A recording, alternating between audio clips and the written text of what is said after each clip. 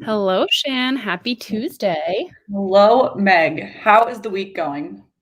We are back and trying our best. Trying our very That is best. how my day one of this week has gone. I feel that. Yeah. I I like started am not used at to 6:30 this morning. So, yay. all right, well, let's But just dive in then. Let's figure this out. if life sucks, hockey makes it better. It's true. So we'll start with the score rundown, shall we? I pulled yesterday's scores, even though we didn't do the weekend recap, but that's okay. We'll start with yesterday's scores. In the North, Canadians beat the Flames 2-1. Whatever. No surprise. Just cutting the deficit so that the Flames are not going to surprise and take that fourth seed.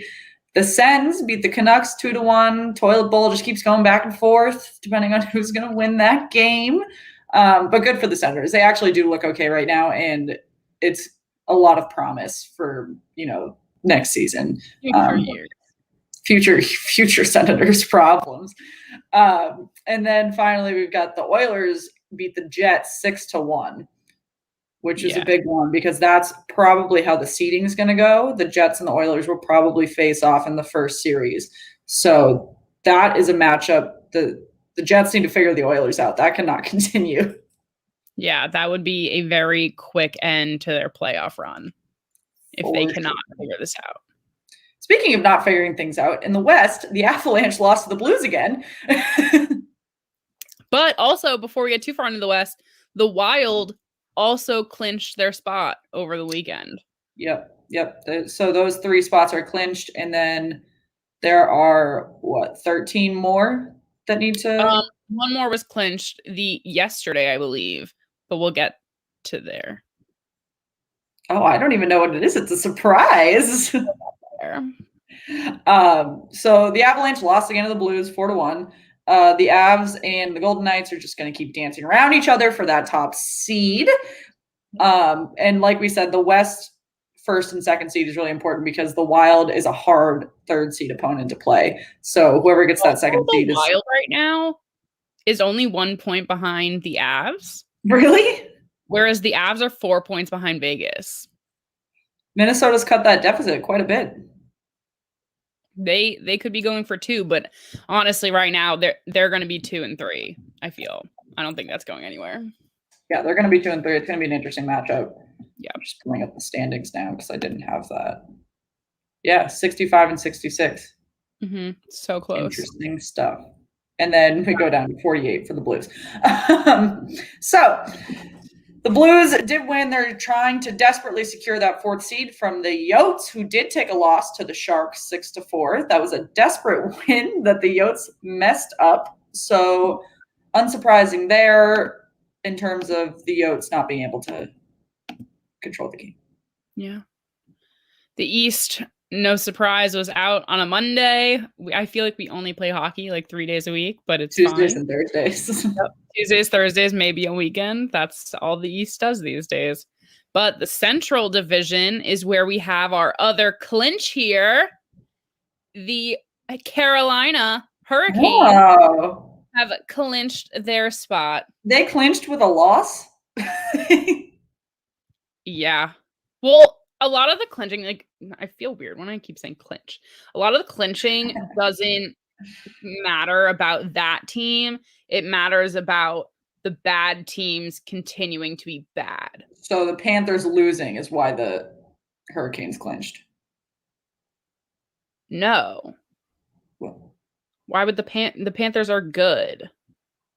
It's but about the bad teams won. No. Wait, what? Wait, did you say the Panthers? Oh, yes, Panthers losing probably. But no, it still doesn't matter. The Kings won in overtime, so they did pull out a point. A certain spot. Like you're getting you're in the top 4, so it really means that the bad teams like CBJ, Detroit, Chicago, Dallas, whatever, have sucked enough that this spot is safe. Well, so in the Central, that 4th seed right now is looking like Buddha's making sounds. That 4th seed's looking like it's still a toss-up between the Preds and the Stars. I mean, there's only 2-point difference. Yeah, they're close. Blackhawks are probably out of it.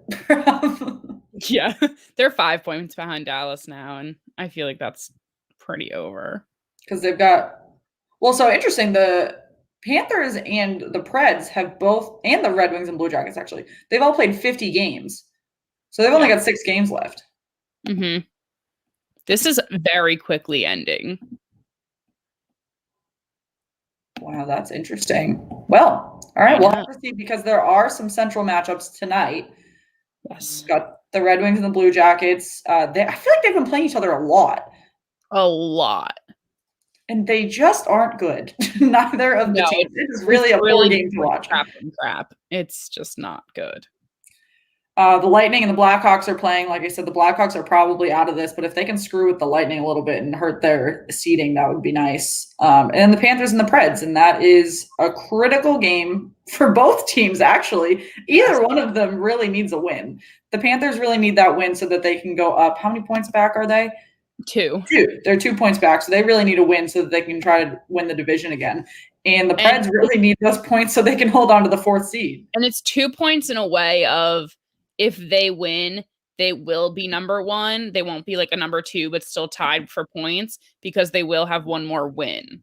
So interesting. Oh, and the Hurricanes and Stars do play. It was on. Sorry, I missed that. So the Stars need to win there. I mean, but again, same scenario as the Panthers and the Preds. They both need to win, but for different reasons. Yeah. But only one can win. So yeah, we will see.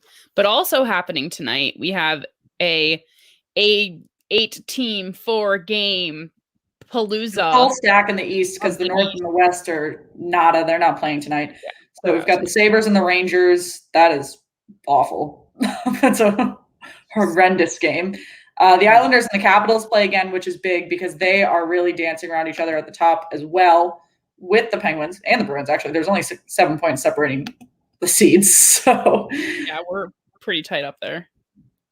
And then the Flyers and the Devils play again, does not matter unless it helps one of the top teams clinch. And the Bruins and the Penguins play again. This is a huge game for, again, both teams because the Bruins really need to cut that deficit with the Islanders. If the Islanders lose and the Bruins win, they can hop, or they'll be 1 point back from that 3rd seed. And the Bruins desperately, from a momentum perspective, really need to hop up a seed so that they can show their locker room that there's hope and that they are really in contention. I think that the fact that you're only 4 points ahead of the Rangers.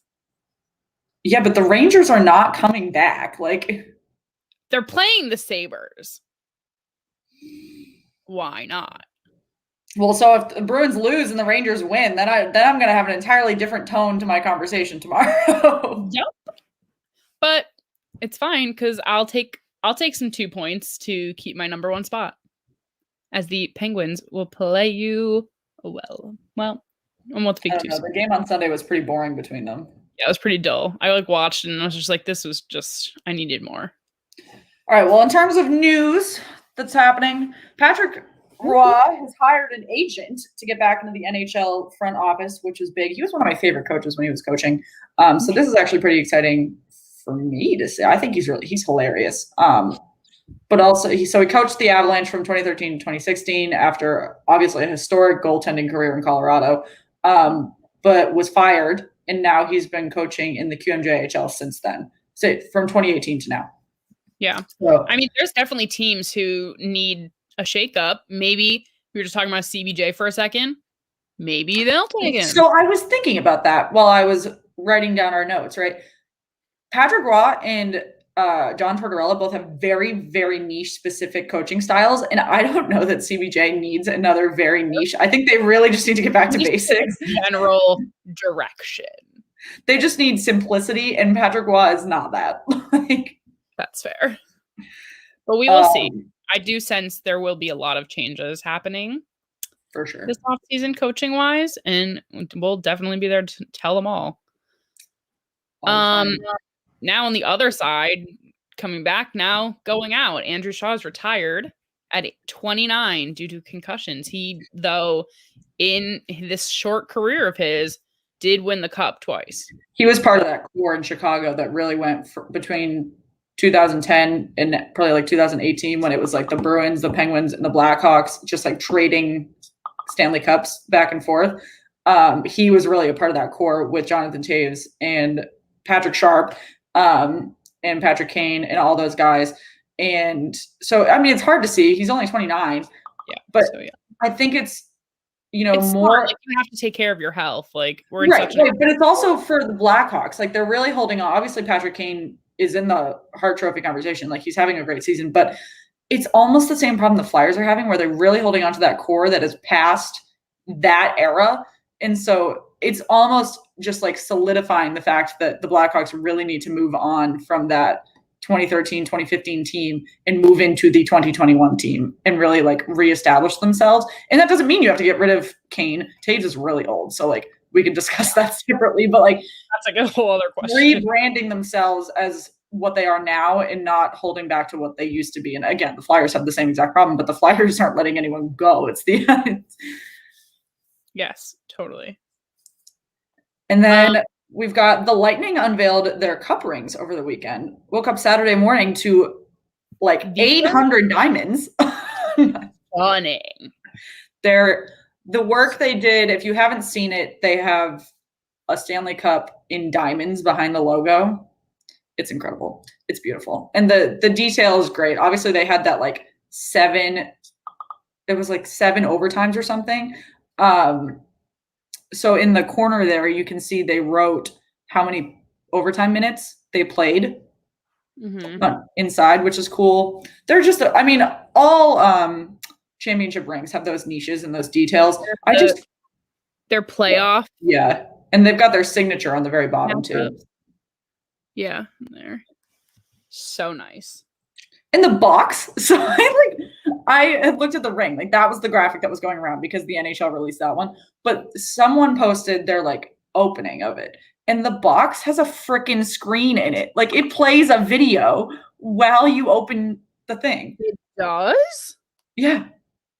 What? I was like, what? How much is this box worth? Like, oh, I found the video. Wait for it. Yeah, look at that. It's a freaking like. Oh, come on. Yeah, that's the video. Yeah, literally, you can see kind of a video in the background. What? I wonder what the video is. I'm assuming it's just like a montage of. Yeah. I don't know. Well, so they're beautiful. That's a fun little tidbit that's occurred today. And then obviously the other point of big news that we have discussed on our show a variety of times because we like to rant and rave about NHL broadcasting. NBC has pulled out of the race for the secondary part of that TV deal. So ESPN got the primary rights, and then a X company, we all assumed it was going to be NBC because they've held rights for 16 years, was going to hold the secondary broadcasting. And from what I've read, NBC didn't want to play second fiddle to ESPN after all the seasons that they did, so they pulled out. It makes sense. And now it's looking like Turner Sports is going to take over the secondary rights. Turner Sports owns CNN, Adult Swim, TNT, Cartoon Network, Bleacher Report, all those. So it's a really big umbrella. I'm interested to see like TNT, TBS, I believe, might be in there too. Like, I'm really interested to see what this does to like the branding of primetime games for the NHL, and also what it does to the regional broadcasting, because I know NBC holds a lot of those. I don't think it'll do anything, but it's an interesting premise. What's up, Hot Take Hockey? I have my notes up. I didn't see the comments. Let's be friends. But yeah, I'm curious. I almost like think, would this maybe give more primetime opportunity? Because like these like channels have a lot of repeats going at night. Like if they don't have like a day that's like filled with their like slot, and especially like TV's been so messed up lately that there's a lot changing. But like maybe this could give more exposure. Or if they're going to shift to like ESPN obviously falls under Disney. So like Disney Plus is a huge streaming subsidiary, like all of those options. I don't know how ESPN is going to necessarily approach streaming the same way that like the NBA has as a league. So, I mean, it'll be interesting to see. As long as I can watch games easily, I'm fine. My request is that they like ease blackout restrictions because like I would love to watch hockey when I want to watch hockey. I don't think they can do anything about the blackout restrictions because it's the rights of the regional streamer. But I'm like very What is I need to like really when I have free time like dive into the the deal, like how the regional structure works and like what that looks like for prime time, what it looks like for the teams, how they plan that. I don't know. I need to not live where I live. So you can watch a game. I need to move again. You get the game tonight, right? You get the Bruins Penguins game. I do. But also I'm at the beach. Like I have cable. Like I can watch these things without NHL TV. But as soon as I move back to New York, that's not going to be the case anymore. So basically, guys, everyone just wants to watch hockey. And I need to get my hands on one of them Lightning rings. How are you going to do that? I don't know. Hot take hockey, you know anyone? P.O. Joseph's brother is on the Lightning. If you get P.O. Joseph to answer your DMs, then you're one step closer. Next step, get P.O. Joseph to respond to my DMs and then become friends with his brother. I'm in. I can do it. But yeah, a lot going on tonight. I feel like we're gonna have some debating tomorrow. When it comes to these Penguins games, really gonna change I need the freaking Sabres to win. I don't want to root for the Sabres. I would never. I need the Rangers to win. I was rooting for the Sabres when they were playing you, so it's fine. It wasn't me. Well, we'll see. I guess. Game on. Well, I hope everyone has a lovely Tuesday, and we will see you back here. Same situation tomorrow. We'll post the times on Twitter, our Twitter, @SweetheartsPod, Instagram, /Sweethearts. Check it out there for all the updates on when to find us, and we will catch you guys tomorrow. Thank you.